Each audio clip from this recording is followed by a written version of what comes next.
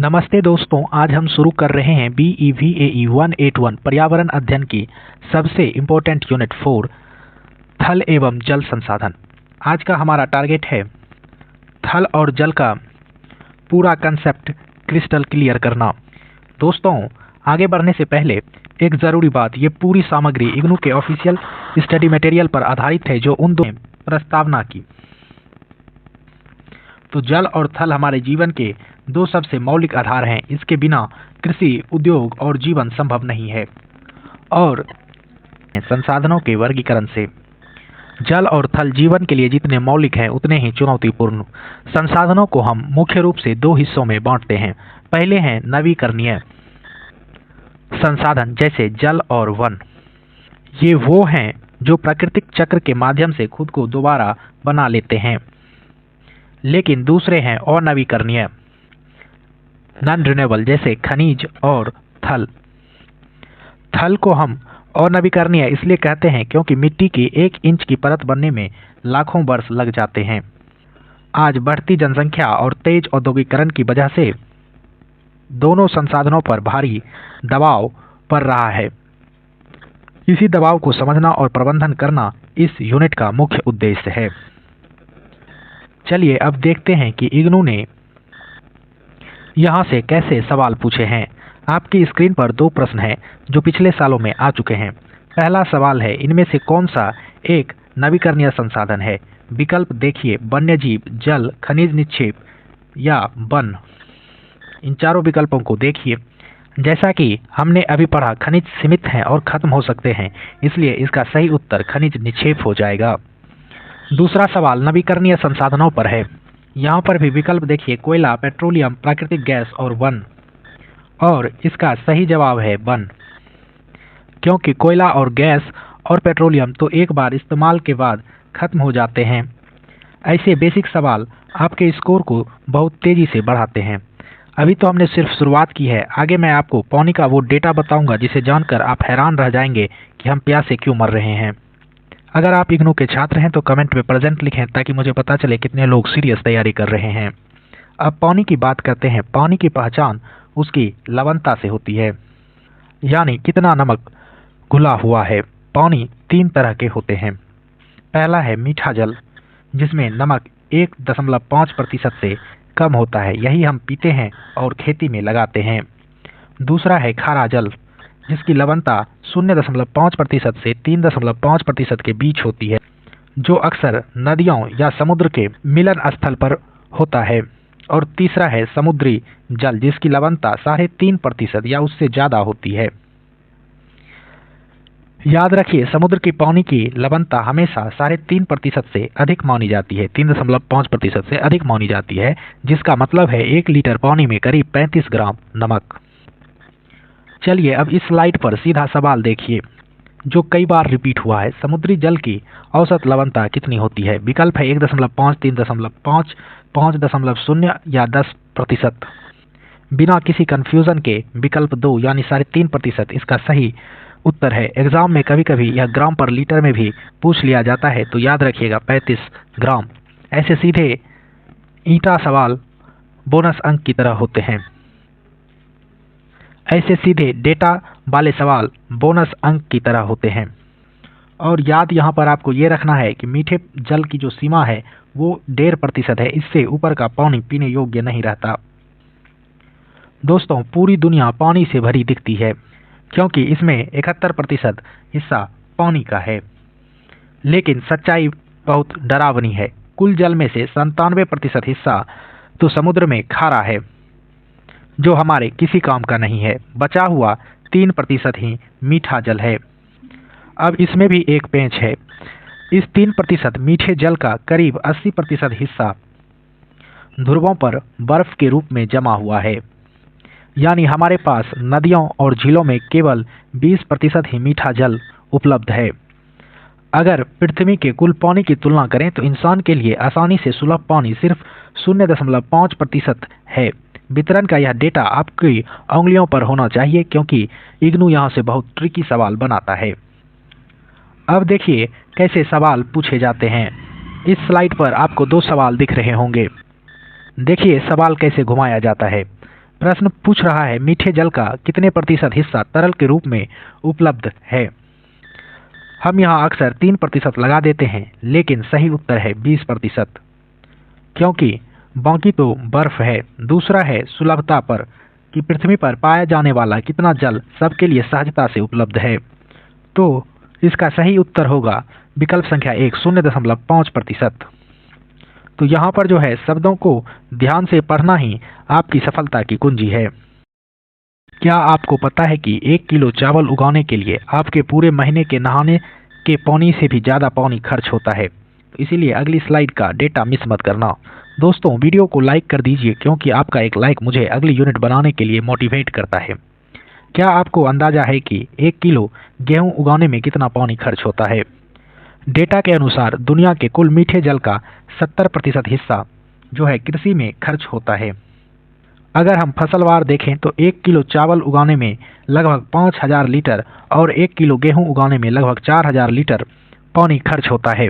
उद्योगों में करीब जो है 25% और घरों में मात्र 5% पानी का जो है उपयोग होता है। यह आंकड़ा हमें बताता है कि अगर हमें जल संकट से बचना है तो हमें अपनी सिंचाई के जो है तकनीक में सुधार करना होगा। चलिए अब भूजल की संरचना को समझते हैं। जब वर्षा होती है तो जो पानी रिसकर जमीन के नीचे चला जाता है उसे ही हम भूजल कहते हैं, और यह पानी अलग अलग परतों में जमा होता है। सबसे ऊपर वाला होता है वातन का क्षेत्र। यहाँ मिट्टी के छिद्रों में हवा और पानी दोनों होते हैं। ये वाला क्षेत्र जो आपको इमेज में मैंने किया है यही वातन का क्षेत्र है। दूसरा होता है संतृप्तता का क्षेत्र, जोन ऑफ सैचुरेशन, जहां हवा बिल्कुल नहीं होती, सिर्फ पानी भरा रहता है। इसी के नीचे होती है पत्थरों की एक मजबूत परत जिसे हम जलभर या एक्विफायर कहते हैं, और इसी संतृप्त सीमा के जो ऊपर जल है उसी को वाटर टेबल कहा जाता है। और यही जो जलभर है वही परत है जो वहाँ से जल अंतः स्थापित होता है और जमा रहता है। यानी एक्विफायर ही वह स्पंज है जो पानी को रोक कर रखता है और हमें कुआं और बोरवेल के जरिए पानी देता है। इसका सेहत खराब होने का मतलब है भविष्य पर सूखा। आइए अब इस टॉपिक से आए हुए महत्वपूर्ण सवाल देखते हैं। पहला सवाल है जल के वातन क्षेत्र में मिट्टी के छिद्र किससे भरे होते हैं? विकल्प देखिए, केवल जल, केवल वायु, वायु और जल दोनों, या खनिज। इसका सही जवाब है विकल्प संख्या 3, वायु और जल दोनों। दूसरा सवाल है एक जलभर यानी एक्विफायर होता है चट्टानों में संतृप्त और असंतृप्त क्षेत्र की सीमा, पत्थरों की वह परत जिससे होकर जल नीचे अंतःस्रावित होता है, या तीसरा विकल्प है वह क्षेत्र जो जल से पूर्णतः भरा होता है। तो इसका सही विकल्प जो है वह विकल्प संख्या 2 हो जाएगा। यानी जो जलभर है एक्विफायर पत्थर का परत है जिससे क्या होता है जल रिसकर यानी अंतःस्रावित होकर नीचे जाता है। चलिए अब देखते हैं जल चक्र की प्रक्रियाएं। तो दोस्तों वाटर साइकिल को तो हम बचपन से पढ़ते आ रहे हैं, लेकिन एग्जाम के नज़रिए से जो है इसके कुछ विशिष्ट प्रक्रियाओं को समझना बहुत जरूरी है। सबसे पहले समझते हैं हम लोग बाष्पोत्सर्जन को, जिसमें पौधे अपनी पत्तियों के छिद्र से जल को बाष्प बना करके वायुमंडल में छोड़ते हैं। अब एक महत्वपूर्ण शब्द है निक्षेपण यानी डिपोजिशन। आमतौर पर गैस से तरल बनता है, लेकिन निक्षेपण वह जादुई प्रक्रिया है जिसमें जल बाष्प यानी गैस बिना तरल बने सीधे ठोस में बदल जाती है। इसी के ठीक उलट होता है ऊर्ध्वापातन सब्लिमेशन। जब ठोस बर्फ बिना पिघले सीधे बाष्प बन जाए तो उसे ऊर्ध्वापातन सब्लिमेशन कहते हैं। और अंत में आता है अंतरस्त्रवन यानी इन्फिल्ट्रेशन, जब बारिश का पानी मिट्टी से छनकर जो है नीचे चले जाती है गहराई में, तो इसे ही कहते हैं अंतरस्त्रवन। ये सब सुनने में कठिन लग सकते हैं, लेकिन परीक्षा में यही सीधे पूछे जाते हैं। चलिए देखिए आपकी PYQ का ही यह सवाल है, वह प्रक्रिया जिसमें जल सीधे बाष्प अवस्था से ठोस प्रावस्था में परिवर्तित हो जाती है कहलाती है। तो इस प्रक्रिया को हम लोग क्या कहते हैं? तो हमने अभी डिस्कस किया है गैस से सीधे ठोस बनने की प्रक्रिया निक्षेपण कहलाती है। इसलिए इसका जो सही विकल्प होगा वह विकल्प संख्या 1 होगा। छात्र यहाँ अक्सर संघनन के साथ कंफ्यूज हो जाते हैं, पर याद रखिए संघनन में गैस से तरल बनता है, ठोस नहीं। सही परिभाषा ही सही नंबर दिलाएगी। दोस्तों भारत में जो है जल संरक्षण की इतिहास बहुत पुराना और वैज्ञानिक रहा है। हमारे पूर्वजों ने भूगोल के हिसाब से अलग अलग तकनीकें विकसित की थी। जैसे मेघालय में पहाड़ी क्षेत्रों में बांस टंपक सिंचाई यानी बम्पू ड्रिप इरिगेशन का इस्तेमाल होता है। यानी बांस टंपक सिंचाई में पहाड़ी ढलानों पर बांस के पाइपों का प्रयोग किया जाता है और यहाँ बांस की पाइपों से पानी सीधे पेड़ों की जड़ों तक पहुंचाया जाता है। राजस्थान और हरियाणा जैसे शुष्क इलाकों में जोहर या तालाब बनाए जाते हैं, जो कि उत्तर भारत में जल के पुनर्भरण के लिए स्थान या गड्ढे होते हैं। वहीं हिमाचल प्रदेश की स्पीति घाटी में कुल नाम की लंबी नहरें बनाई जाती हैं, जो हिमनदों के पिघले हुए पानी को दूर तक खेतों में ले जाने वाली नहरें के तौर पर काम करती हैं। दोस्तों, ये सभी प्रणालियां आज भी उतनी ही कारगर है जितना सदियों पहले थी और ये एनवायरनमेंट फ्रेंडली भी हैं और मृदा अपरदन को रोकने के बजाय सिंचाई और जल संचयन पर केंद्रित हैं। यहाँ से जो है अब दो महत्वपूर्ण सवाल देखिए। पहला प्रश्न पूछता है, इनमें से कौन सा पारंपरिक जल प्रबंधन प्रणाली है? विकल्प है जोहर, कुल, बांस टंपक सिंचाई, उपरोक्त सभी। तो इसका सही उत्तर उपरोक्त सभी होगा। दूसरा सवाल थोड़ा ट्रिकी है। यह पूछता है कि इनमें से कौन सा मृदा अपरदन की रोकथाम के लिए प्रयुक्त नहीं होता है? नहीं शब्द को यहाँ पर ध्यान रखिए। विकल्प है बांध बनाना, दूसरा विकल्प है कुल, तीसरा है मल्चिंग, चौथा है मृदा आर्द्रता संरक्षण। तो दोस्तों, इन सारे विकल्पों में कुल जो है एक सिंचाई की पद्धति है, यह मृदा रोकने की तकनीक नहीं है। इसलिए इसका जो सही आंसर है वह विकल्प संख्या 2 होगा। बाकी बांध बनाने, मल्चिंग करने और मृदा आर्द्रता संरक्षण से मृदा अपरदन को रोका जा सकता है। चलिए अब हम आधुनिक जल संशोधन की तकनीक देखते हैं, वाटर प्यूरिफाइंग टेक्निक। अभी तक तो हमने पुरानी तकनीकें देखी थी, लेकिन क्या आपको पता है गंदे पानी को साफ करने के लिए एक जादुई पौधे का इस्तेमाल होता है, जिसके बारे में हम अभी चर्चा करेंगे। दोस्तों, अगर आपको ये नोट्स का PDF चाहिए तो वीडियो को 200 लाइक तक पहुंचा दीजिए, मैं लिंक डिस्क्रिप्शन में ऐड कर दूंगा। तो चलिए अब समझते हैं आधुनिक जल शोधन तकनीकों को। दोस्तों, बढ़ते प्रदूषण के कारण जल को शुद्ध करना अनिवार्य हो गया है। इसकी जो प्रमुख तकनीकें हमारी पुस्तक में दी गई है उसमें से पहला है स्कंदन यानी कोगुलेशन। इसमें फिटकरी या कॉस्टिक सोडा जैसे पदार्थों का उपयोग करके बारीक अशुद्धियों को भारी बनाया जाता है ताकि वो तली में जो है बैठ जाएं, यानी कि सेटल हो जाएं। दूसरी तकनीक है जैविक शोधन यानी इसमें जो है प्रदूषित जल से नाइट्रेट और फॉस्फेट जैसे तत्वों को सोखने के लिए जल कुंभी, जिसे इंग्लिश में वाटर हायासिंथ कहते हैं, जैसे पौधे का उपयोग किया जाता है। तीसरा है लवणीकरण यानी डीसाल्टाइजेशन, यानी कि यहाँ पर जो है समुद्री जल को खारेपन से मुक्त किया जाता है। इसके अलावा क्लोरीनीकरण में बैक्टीरिया मारे जाते हैं और लवणीकरण से समुद्र के पानी को जो है मीठा बनाया जाता है। ये तकनीकें आज जो है हमारे जल संकट का समाधान कर रही हैं।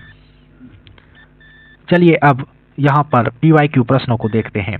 तो पहला प्रश्न पूछता है, अधिक बारीक कणों को तली में एकत्रित करने के लिए किसका प्रयोग किया जाता है? विकल्प हैं chlorine, carbon dioxide, caustic soda या हाइड्रोजन सल्फाइड। तो हमने अभी पढ़ा कि जो है कॉस्टिक सोडा या फिटकरी इसके लिए सही रहता है, तो इसलिए इसका सही विकल्प ऑप्शन संख्या 3 होगा।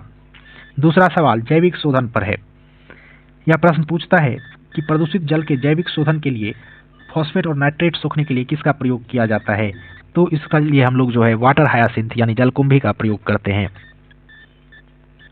ये दोनों प्रश्न सीधे आपकी किताब के मेथड ऑफ प्यूरिफिकेशन सेक्शन से उठाकर PYQ में पूछे गए थे। अब बात करते हैं थल यानी जमीन की। थल संसाधनों में सबसे कीमती चीज है मृदा।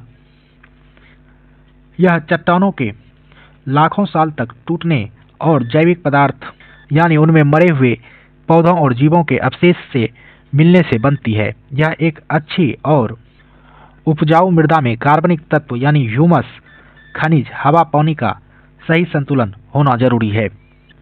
हम मिट्टी को उनके प्रोफाइलों के आधार पर समझते हैं, यानी O, A, B, C संस्तर। भूमि का जो उपयोग है वन, कृषि और आवास के लिए किया जाता है और विशेषता यही होना चाहिए कि उपजाऊ मृदा में जो ह्यूमस है, कार्बनिक तत्व, खनिज और सूक्ष्म जीवों का सही संतुलन होना चाहिए। चलिए अब मृदा निर्माण की प्रक्रिया को समझते हैं। मृदा निर्माण की प्रक्रिया बहुत ही धीमी प्रक्रिया है। मिट्टी की जो शुरुआत है बनने की वह चट्टानों के टूटने से होती है। तो चट्टान जो टूटता है तो इसके लिए हम लोग दो टर्म यूज करते हैं, एक होता है भौतिक अपक्षय, दूसरा होता है रासायनिक अपक्षय। भौतिक अपक्षय में तापमान, पानी और हवा के कारण चट्टान जो है यांत्रिक रूप से टूटते हैं, यानी ये जब इनमें परिवर्तन आता है तो चट्टानों में दरार बनते हैं, या उनमें अगर पानी जमता है तो चट्टान फटता है। रासायनिक अपक्षय में पानी और ऑक्सीजन के साथ प्रक्रिया कर जो है चट्टान खनिजों में बदल जाती है, और जब जल जमा होता है तो इसी के कारण जो है चट्टानों का जल अपघटन होता है। इसके कारण H+ आयन और OH- आयन चट्टानों के खनिजों के साथ प्रतिक्रिया कर उन्हें तोड़ते हैं, और यह सिलिकेट मृदा बनाने की जो है सबसे प्रमुख विधि है। चलिए अब देखते हैं जल अपघटन के बाद खनिजीकरण। तो जब मृदा में जब मरे हुए सड़े हुए जीव मिल जाते हैं तो ह्यूमस का आगे अपघटन होता है, जिससे नाइट्रोजन, फास्फोरस जैसे खनिज वापस मिट्टी में मिल जाते हैं, जिसको पौधे सूख सकते हैं। दूसरा है ह्यूमनिफिकेशन, यानी कि मृत पौधे और जीवों के अवशेष को जो है सूक्ष्म जीव क्या करता है, अपघटित करके उसे ह्यूमस बना देता है। इससे जो है मिट्टी को गहरा रंग और उपजाऊपन मिलता है। अब आइए मिट्टी के संस्तर को समझते हैं। तो मिट्टी जो है अलग अलग परत में बसी हुई होती है। सबसे ऊपर होता है ओ संस्तर, यह जो है जैविक परत है, यहीं पर जो है ह्यूमस पाया जाता है और यह जो है हमारे मृदा को उपजाऊ बनाता है। दूसरा है ए संस्तर, यहाँ पर खनिज और ह्यूमस दोनों का मिश्रण देखने को लिए मिलता है। तीसरा है बी संस्तर, इसमें जो है संचय क्षेत्र होता है मृदा का। और सी संस्तर जो है आंशिक रूप से ये जो है डिफॉर्म हुए अपक्षयित चट्टान होते हैं। और इसके नीचे होता है आर संस्तर, जो कि मूल आधार चट्टानों के अपघटन से बनता है। तो उम्मीद है कि दोस्तों आपने जो है मृदा के चारों संस्तर को डायग्राम की मदद से समझ लिया होगा। चलिए अब आगे बढ़ते हैं और देखते हैं मृदा के प्रकार को। तो मृदा जो है बहुत प्रकार की होती है। तो अपने बुक में जलोढ़, काली और मरुस्थलीय मृदा का चर्चा किया गया है।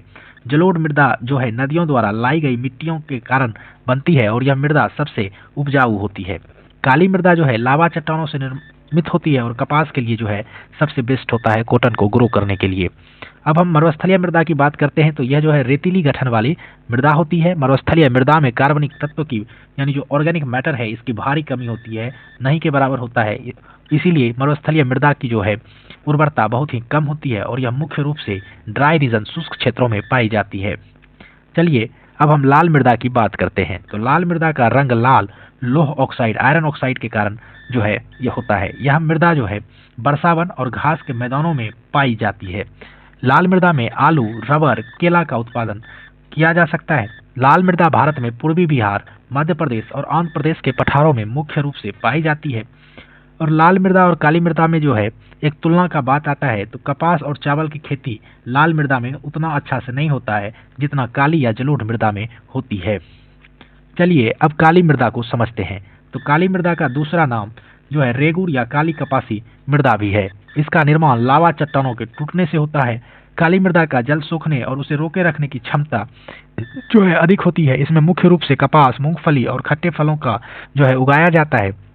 विशेषता यही है कि सूखने पर इसमें गहरी दरार पड़ जाती है, जिससे मृदा में हवा का संचार बढ़ जाता है और पौधे की जड़ों को पोषक तत्व ज्यादा मिलता है। चलिए अब इस पूरे सेक्शन से आए हुए PYQs को देखते हैं। तो प्रश्न है कि भारत में वह मृदा को बताना है जिसमें कार्बनिक तत्वों की भारी कमी होती है और उर्वरता बहुत कम होती है। तो दोस्तों विकल्प को देखिए, लाल मृदा, मरुस्थलीय क्षेत्र की मृदा, दोमट गठन वाली मृदा या हिमालयी मृदा। तो आपको पता है कि मरुस्थलीय क्षेत्र की जो मृदा है उसमें क्या होता है, ह्यूमस बहुत कम पाया जाता है, इसलिए वहां पर जो है उर्वरता कम होती है। दूसरा प्रश्न है चट्टानों के टूटने की वह प्रक्रिया जिसमें H+ और OH- आयन में टूटना शामिल है, इसे हम लोग क्या कहते हैं, जल अपघटन। अभी जस्ट आप इसके बारे में सुने हैं, इसलिए विकल्प 2 सही होगा। चलिए आगे और भी प्रश्न देखते हैं। तो कहता है निम्नलिखित में कौन सा लाल मृदा के लिए सत्य नहीं है। तो ऑप्शन है, यह वर्षा और घास के मैदानों का समर्थन करती है, यह पूर्वी बिहार, मध्य प्रदेश और आंध्र प्रदेश के पठारों में पाई जाती है, यह आलू, रबर और केला के उत्पादन के लिए अच्छी होती है, यह कपास, चावल, मूंगफली की खेती के लिए अच्छी होती है। तो देखिए यहाँ पर पूछ रहा है सत्य नहीं है। तो ये जो विकल्प 4 है ये सत्य नहीं है, क्योंकि कपास जो है काली मृदा और जलोढ़ मृदा में चावल जो है सबसे ज्यादा उगाया जाता है, इसलिए विकल्प संख्या 4 यहाँ पर सही है। चलिए अब देखते हैं मृदा का जैविक विकास और ह्यूमस को। दोस्तों मिट्टी में जान तब आती है जब उसमें ह्यूमस मिलता है। जब मरे हुए पौधे और जीव जंतु मिट्टी में सड़ते हैं तो सूक्ष्म जीव उन्हें एक भूरे रंग के चिपचिपे पदार्थ में बदल देते हैं जिसे हम ह्यूमस कहते हैं। ह्यूमस मिट्टी के लिए जो है एक सुपर फूड की तरह है। यह मिट्टी की जल धारण क्षमता को बढ़ाता है। इसके साथ साथ मृदा में वातन या हवा के संचार में भी सुधार करता है। इसके अलावा हम खेत में खाद का इस्तेमाल करते हैं जो मिट्टी के बनावट को स्थिर रखती है, यानी संजकता और संरचना को बढ़ाती है। लेकिन याद रखिएगा, खाद मिट्टी की संरचना तो सुधार सकती है पर सीधे तौर पर मृदा की लवणता को जो है कम नहीं करती। चलिए अब यहाँ से आए हुए दो महत्वपूर्ण सवाल देखिए। पहला प्रश्न है, मृदा निर्माण की प्रक्रिया में ह्यूमस का मुख्य कार्य क्या है? विकल्प है मृदा को कठोर बनाना, दूसरा विकल्प है मृदा की जल धारण क्षमता को बढ़ाना, तीसरा है मृदा में लवणता को बढ़ाना, चौथा है मिट्टी को अम्लीय बनाना। तो दोस्तों यहाँ पर जो है सही विकल्प हो जाएगा मृदा की जल धारण क्षमता को बढ़ाना। दूसरा जो सवाल है यह पूछता है निम्नलिखित में कौन सा खाद के उपयोग से प्राप्त नहीं किया जा सकता? विकल्प को देखिए। पहला विकल्प है बेहतर संजकता, दूसरा है जल धारण की क्षमता में वृद्धि, तीसरा है मृदा लवणता में कमी, चौथा है अधिक अस्थिर समुच्चयी गठन। तो इसका जो आंसर है वह क्या होगा? तो यहाँ पर जो है मृदा लवणता में कमी नहीं करता है खाद डालने से।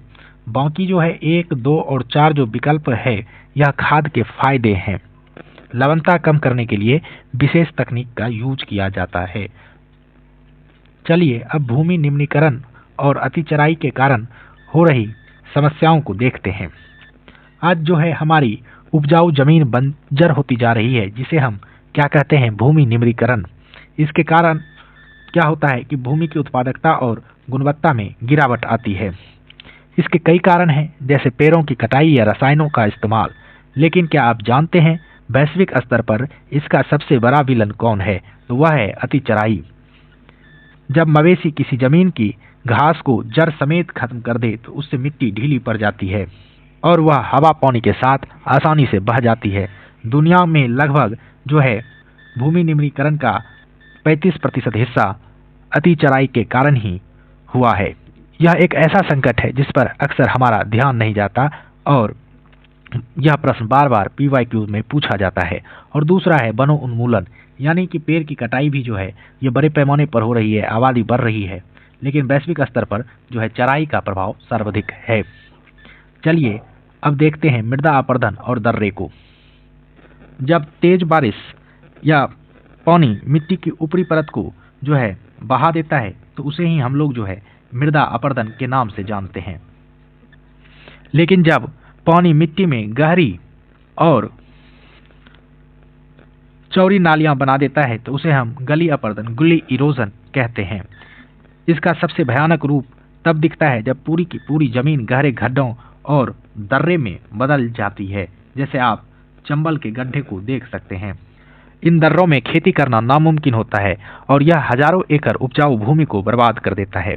भारत में चंबल की घाटी अपनी इन्हीं दर्रों या बीहर के लिए कुख्यात है जो मृदा अपरदन की चरम स्थिति को दिखाता है। यानी इनका जो है उपयोग है भूमि को अनुपयोग बना देना और चंबल का दर्रा इसके लिए प्रसिद्ध है।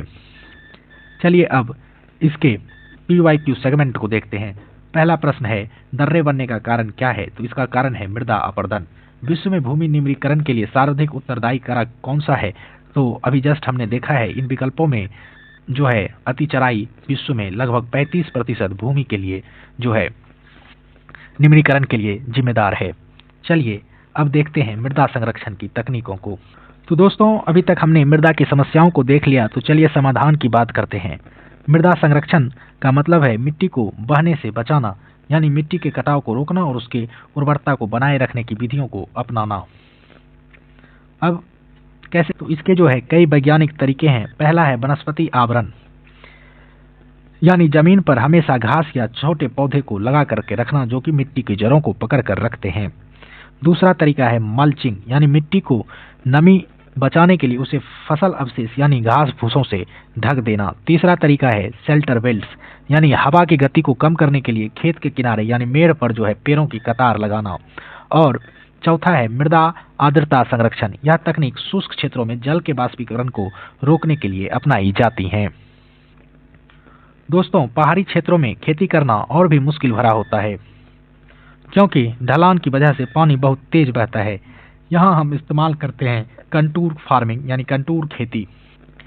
इसमें ढलान के साथ जुताई करने के बजाय ढलान के विपरीत आरी जुताई की जाती है।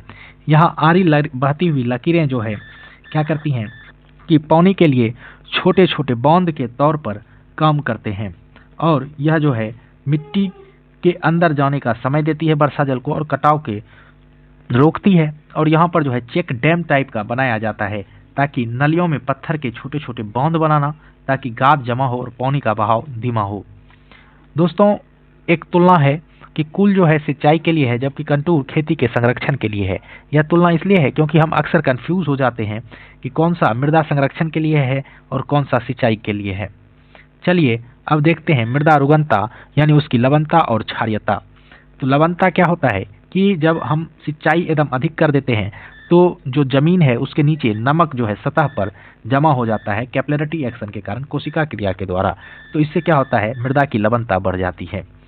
क्षारीय मृदा क्या होता है, तो वैसी मृदा जिसमें सोडियम की मात्रा बढ़ जाती है और मृदा का पीएच स्तर बिगड़ जाता है।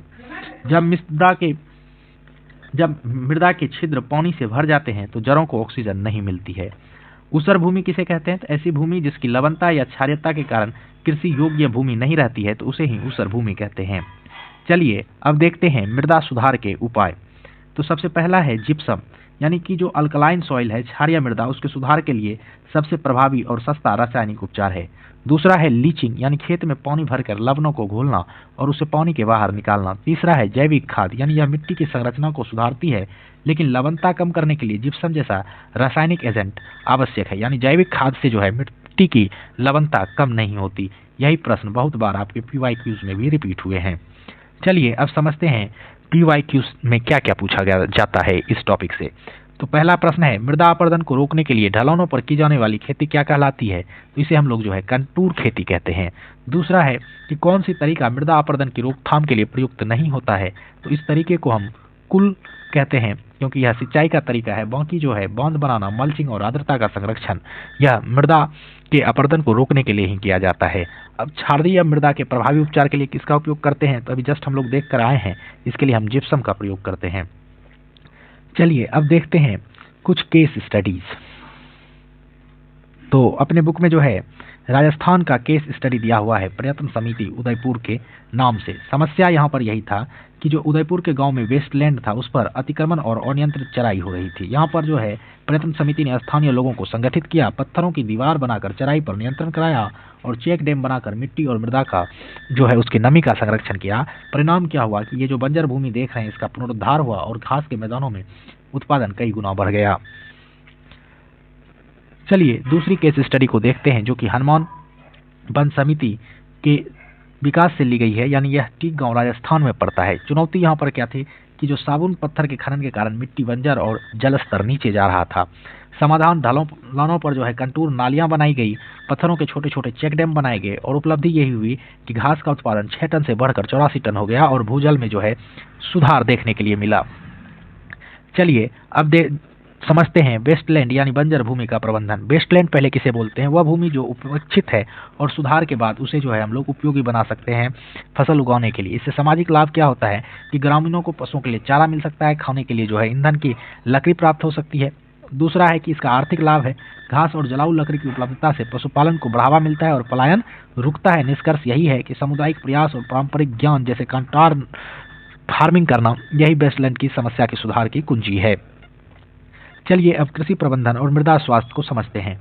तो सबसे पहला है फसल चक्र। एक ही खेत में जब हम बार बार फसलों को बदल बदल कर लगाते हैं ताकि खेत में जो है विशिष्ट पोषक तत्वों की कमी नहीं हो, तो उसे हम फसल चक्र कहते हैं। लेगुमिनस फसलें यानी फलीदार पौधे जैसे कि दाल वगैरह, इससे में जो है नाइट्रोजन फिक्सेशन बैक्टीरिया होते हैं। दूसरी चीज है कि हरी खाद, यानी हम मृदा में ढैंचा या सनई जैसी फसलों को मिलाते हैं ताकि मृदा की उर्वरता बढ़े।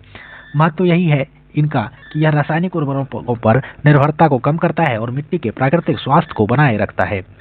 चलिए अब हम समझते हैं जल प्रबंधन के कुछ मॉडल जो अपने बुक में दिए गए हैं। पहला है नीरू मिरू। इसका अर्थ होता है जल और आप। यह आंध्र प्रदेश सरकार का एक महत्वपूर्ण जल अभियान है। यह नीरू मिरू कार्यक्रम का उद्देश्य था जल संचयन और भूजल स्तर को फिर से बढ़ाना। तकनीक यहाँ पर जो इस्तेमाल किया गया सरकार के द्वारा वह सामुदायिक भागीदारी के माध्यम से तालाबों की खुदाई और चेक डैम बनाए गए। यह मॉडल साबित करता है कि सरकारी योजना और जनता के सहयोग से मिलकर हम जल संकट को खत्म कर सकते हैं। चलिए अब समझते हैं मृदा अपरदन का प्रभाव। तो मृदा अपरदन का जो प्रभाव है जल पर वह है सिल्टेशन, यानी क्या होता है कि जब ऊपरी मिट्टी बह करके नदी उदी में जाता है तो फिर वह जो है तली में जमा हो जाता है। नुकसान इससे क्या होता है कि जल भंडारण की क्षमता जो है कम हो जाती है, नदियों का तल जो है ऊपर उठने लगता है। इसके कारण क्या होता है, बाढ़ होने का समस्या रहता है, और नदी में जो बिजली बनाने के लिए टरबाइन या पंप लगाए उसमें नुकसान होता है। तो रोकथाम कैसे करिएगा, तो जो भी जल ग्रहण क्षेत्र है, ठीक, वहाँ पर वृक्षारोपण कर दीजिए ताकि मृदा का जो है अपरदन कम हो और सिल्टेशन को रोका जाए। चलिए अब समझते हैं शुष्क क्षेत्रों की प्रणाली जिसे खरीन कहते हैं। तो खरीन जो है यह शुष्क क्षेत्रों में जल को रोकने के लिए, यानी वर्षा से जो जल होता है उसी को रोकने के लिए बनाई गई एक ऊंची मेड़ या पाल है। यहाँ पर ढलान वाली जमीन के नीचे पानी को रोककर मिट्टी को नम किया जाता है।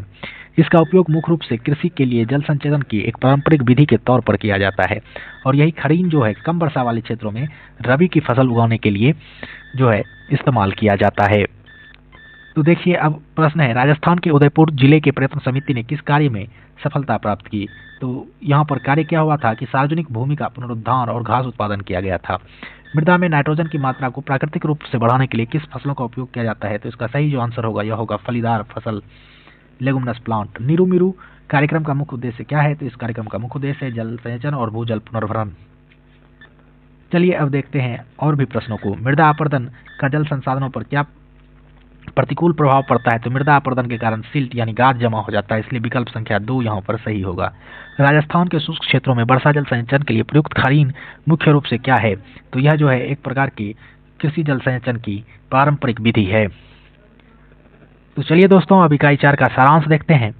तो सारांश यही है कि केवल 0.5% सुलभ मीठा जल हमारे पास है। मृदा की सेहत को जो है अति चराई और रसायन से बचा करके ही खाद्य सुरक्षा हम कर पाएंगे। कंटूर खेती, जिप्सम का प्रयोग या नीरू मीरू जैसे मॉडल्स का पालन जरूरी है, और थल और जल का ही सतत प्रबंधन जो है हमारे पर्यावरण का आधार है। तो क्विक रिवीजन देख लीजिए धराधर इस पूरे चैप्टर का। पृथ्वी पर क्या है कि कुल 0.5% मीठा जल है जो हमारे लिए उपलब्ध है। पृथ्वी के कुल मीठे जल का 70% हिस्सा खेती में ही खर्चा हो जाता है। समुद्री जल की औसत लवणता 3.5% है। जल वाष्प से सीधे ठोस में बदलना डिपोजिशन कहलाता है। हिमालय के कुल, मेघालय की बाउस बाई जो है पारंपरिक सिंचाई पद्धतियां हैं। बारीक कणों को तली में बैठाने के लिए कॉस्टिक सोडा का प्रयोग किया जाता है। प्रदूषित जल से नाइट्रेट सोखने के लिए जलकुंभी सबसे बेस्ट है। मरुस्थलीय मृदा में कार्बनिक तत्वों की भारी कमी होती है।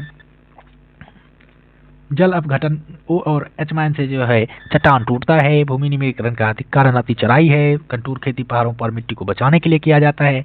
जिप्सम का प्रयोग जो है क्षारीय मृदा को सुधारने के लिए करते हैं। नीरू मीरू कार्यक्रम का उद्देश्य जल संचयन और भूजल पुनर्भरण है। मृदा के अपरदन के कारण जो है गाद जमा होता है, और मृदा के अपरदन से ही दर्रे बनते हैं। तो दोस्तों परीक्षा में अच्छे अंक लाने के लिए आप मिट्टी के प्रकार, संरक्षण तकनीक और जल संचयन के बिंदुओं को बार बार रिवाइज कीजिए। अगर यह वीडियो आपको अच्छा लगा है तो लाइक कीजिए, शेयर कीजिए, कमेंट कीजिए और सब्सक्राइब करिए, ताकि जो है और भी वीडियोस आपको मिलते रहें समय समय पर, और बहुत जल्द ही मिलेंगे इकाई 5 ऊर्जा संसाधन के वीडियो के साथ। तब तक के लिए बढ़ते रहिए। जय हिंद।